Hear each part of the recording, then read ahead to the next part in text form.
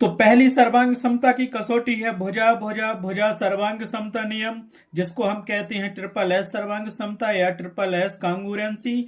Full form होता है triple S का साइड साइड साइड कांगुरेंसी रूल्स। इसका कथन क्या है? यदि एक त्रिभुज की तीनों भुजाएं दूसरे त्रिभुज की संगत तीनों भुजाओं के बराबर हों तो वे दोनों त्रिभुज सर्वांग सम होंगे।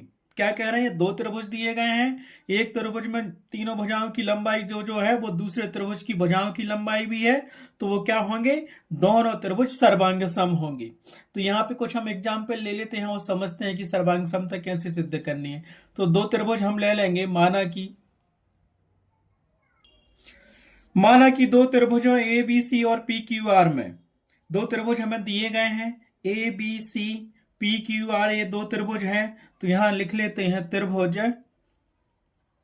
ए बी सी और त्रिभुज पी क्यू आर में ये दो त्रिभुज हमें दिए गए हैं।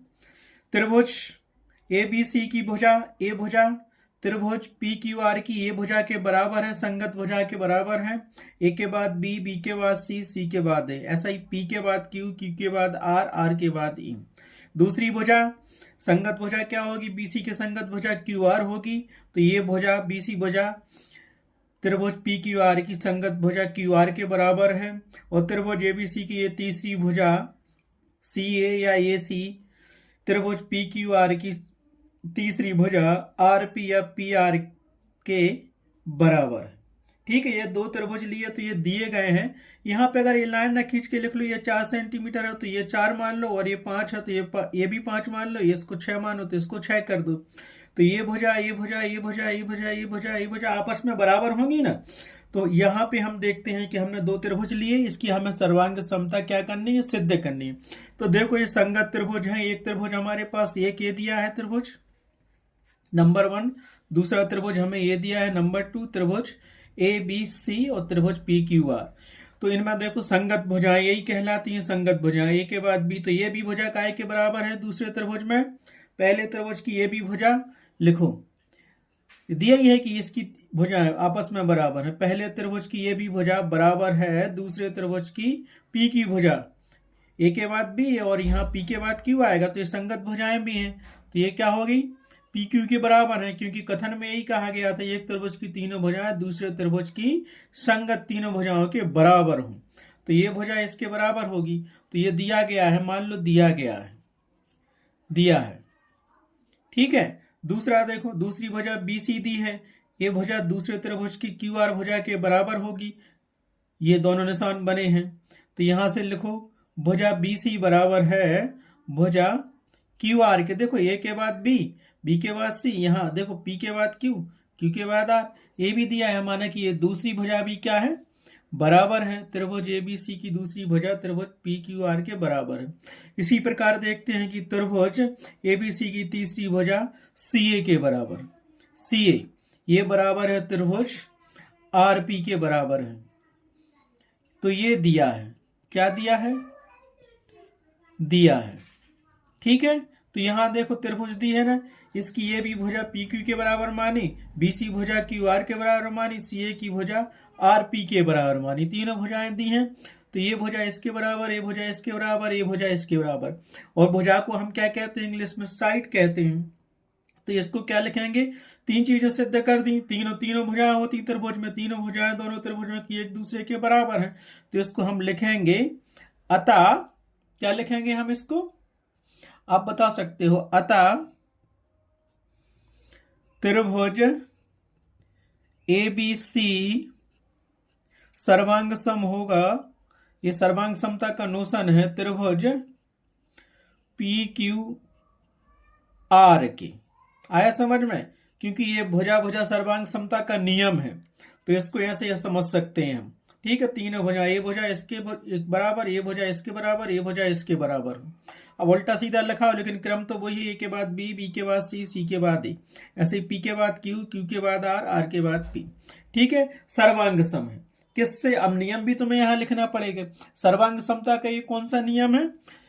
सर्वांग समता का ये ट्रिपल एस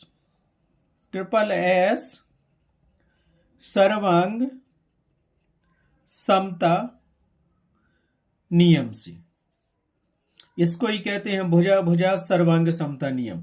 तो इसको हिंदी में भी लिखना चाहो तो आप लिख सकते हो उसको भुजा भुजा भुजा सर्वांग समता नियम। ठीक है, उसी को एस सर्वांग समता नियम कहते हैं। जब किसी त्रिभुज की तीनों भुजाएं आपस में संगत भुजाएं एक दूसरे के बराबर होती हैं तो वहां कौन सा सर्वांग समता का नियम लगता है? भुजा भुजा सर्वांग समता का नियम लगता है। उदाहरण के रूप में चाहिए तो हम एक उदाहरण और समझा देते हैं आपको यहाँ पे। सर्वांग समता का नियम, भुजा भुजा सर्वांग समता का नियम क्या कहलाता है, देखिए आप थोड़ा।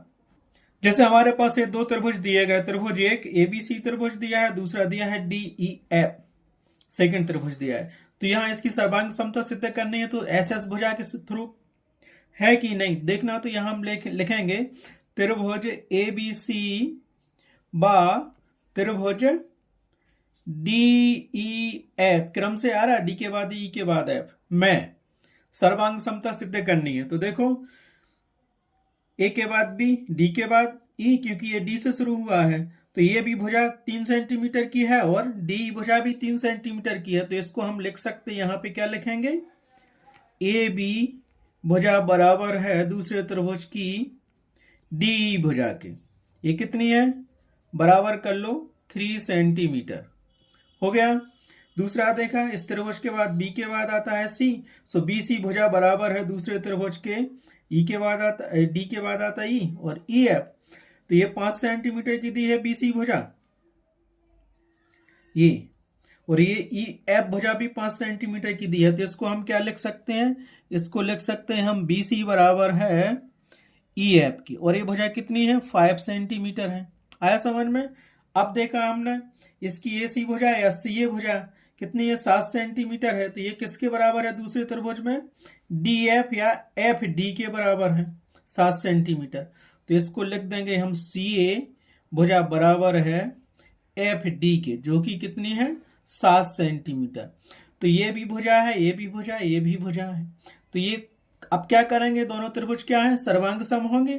तो हम लिख सकते हैं अतः त्रिभुज ABC सर्वांग सम है त्रिभुज DEF के।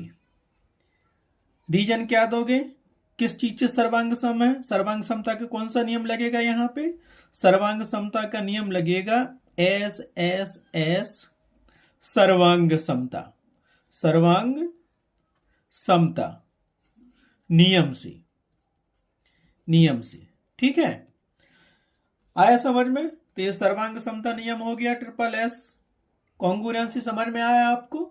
ये हो गई सर्वांग समता की पहली कसौटी, कौन सी, सर्वांग समता का भुजा भुजा भुजा सर्वांग समता नियम। आया समझ में?